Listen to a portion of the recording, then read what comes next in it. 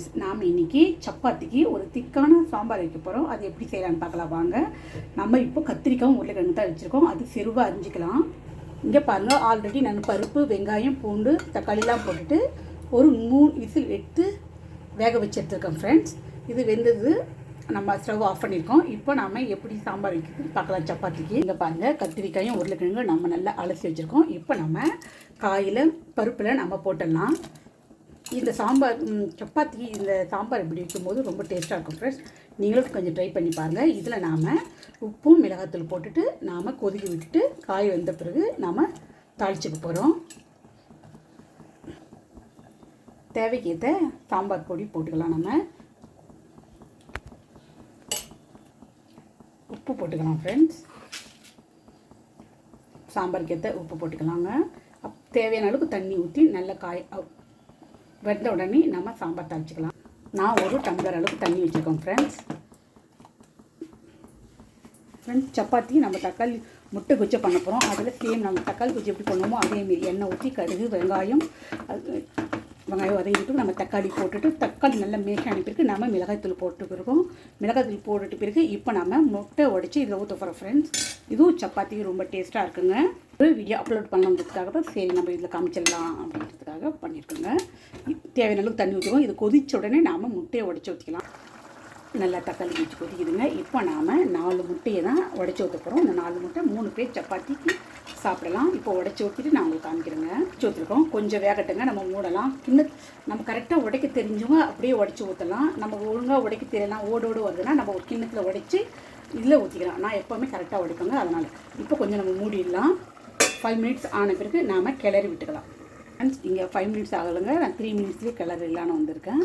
இப்படி கிளறி விட்டுட்டோம்னா நாம் கொஞ்சம் உடைச்சா மாரி விட்டோம்னா சப்பாத்திக்கு தொட்டு சாப்பிடும்போது அங்கங்கே கொஞ்சம் முட்டை கிடைக்கும் போது டேஸ்ட்டாக இருக்குங்க. எப்போவுமே நான் இந்த மெத்தடில் தான் சப்பாத்திக்கு என்ன செய்யணும்னா இப்படி செய்வோங்க. முட்டைக்கு நல்லாவே ஐயிலே வச்சுக்கலாம். இப்போ நாம் மூடி போட்டுக்கலாம் ஃப்ரெண்ட்ஸ். இங்கே பாருங்கள், நல்லா நம்ம கிளறி விட்டுக்கலாம் ஃப்ரெண்ட்ஸ்.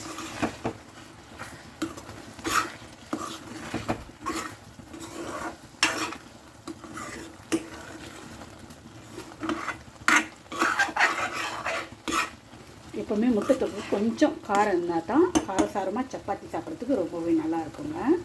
இந்த ஸ்டேஜில் நாம் ஸ்டவ் ஆஃப் பண்ணிக்கலாம் ஃப்ரெண்ட்ஸ். ஹலோ ஃப்ரெண்ட்ஸ், சாம்பார் இப்போது காய் கத்திரிக்காயும் உருளைக்கிழங்கு வந்துடுச்சுங்க. நாம் 1 ஸ்பூன் அளவுக்கு புளி தண்ணி ஊற்றி கொதிக்க வச்சுட்டு சாம்பாரை தாளிச்சிக்கலாம். ஓகே ஃப்ரெண்ட்ஸ், நாம் சாம்பார் தாளிச்சிக்கலாங்க. தாளிச்சிக்கலாங்க ஃப்ரெண்ட்ஸ். சாம்பார் நாம் இந்த குழம்பு சாம்பார் கரண்டி வைக்கும் போது கொஞ்சம் தாளிக்கும் போது உஷாராக இருக்கணும். ஏன்னா அதிகமாக எண்ணெய் காஞ்ச உடனே எண்ணெய் பற்றிக்குங்க ஃப்ரெண்ட்ஸ். அதனால் உஷாராக நம்ம யாராக இருந்தாலும் தாளிக்கும் போது உஷாராக இருக்கணுங்க. எண்ணெய் காஞ்சிச்சு கடுத்து போட்டுக்கலாம்.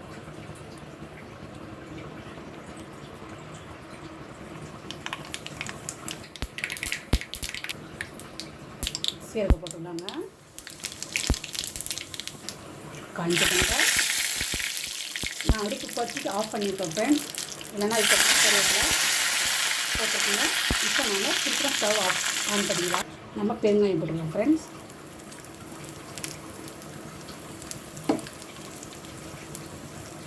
இப்போ நாம் சாம்பாரில் தாளிப்பு ஊற்றிக்கலாம்.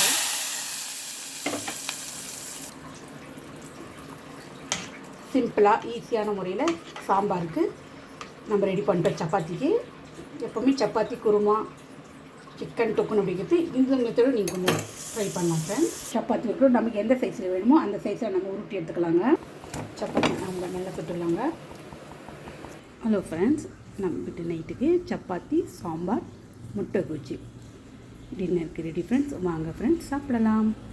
ஓகே ஃப்ரெண்ட்ஸ், அடுத்த வீடியோவில் பார்க்கலாம். Bye friends.